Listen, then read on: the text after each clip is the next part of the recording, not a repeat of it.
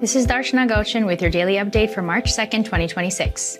We start with a quick look at regional markets. Asia markets were trading lower on Monday after the latest US-Israel attacks on Iran over the past weekend.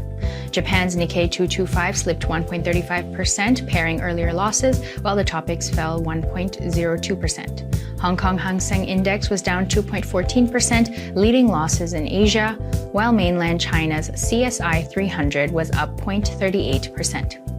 Zooming in on Cambodia's market, the Cambodia Securities Exchange Index was down 0.68 points or 0.16% to 425.28. Total trade volume was up with 101,544 shares changing hands at a total value of 612.3 million real or close to $153,000 US. On the main board, only one stock, Sihanoukville Autonomous Port, was up, while 5 stocks were down, with Pestec Cambodia as the biggest loser of the day. Over on the growth board, DVD Engineering stayed flat, while JS Land and Picasso City Garden were both down.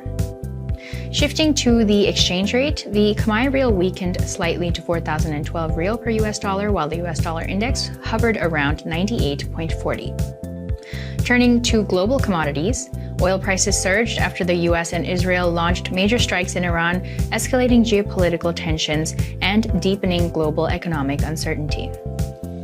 Brent jumped around 10% to $79.90 US a barrel, while US crude climbed 8.2% to $72.64 US per barrel.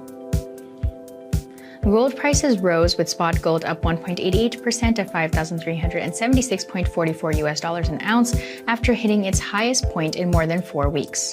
Earlier in the session, bullion prices had climbed as much as 2%.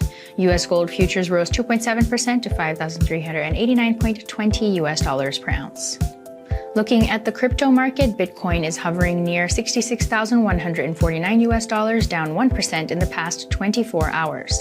Attempts to hold above $67,000 US have faded, leaving Bitcoin in a tight, choppy range. Moving on now to other business-related news. The Ministry of Foreign Affairs and International Cooperation has confirmed the official date and location of the 20th Francophonie Summit to be hosted in Cambodia. The summit will take place from November 15th to 16, 2026 in Phnom Penh. The summit was originally scheduled to take place in Siem Reap province, but was shifted to Phnom Penh to ensure all necessary facilities and requirements could be met. The official date and location of the summit were confirmed during a meeting on March 2nd between the Cambodian Minister of Foreign Affairs and International Cooperation and the visiting Secretary General of the International Organization of La Francophonie.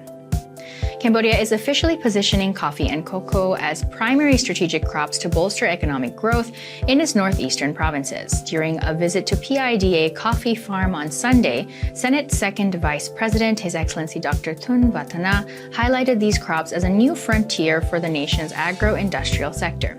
The initiative aims to drive development specifically in the Northeast, decrease reliance on foreign coffee and cocoa products, and capitalize on the surging domestic appetite for these commodities.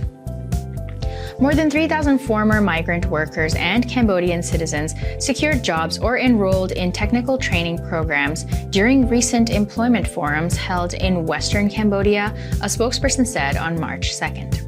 The forums, focusing on employment opportunities, social security, and vocational training, were organized by the Ministry of Labor and Vocational Training in Pursat and Battambang on February 28th and March 1st. That's all for today's update. This was Darshana Gauchan for B2B Asia News.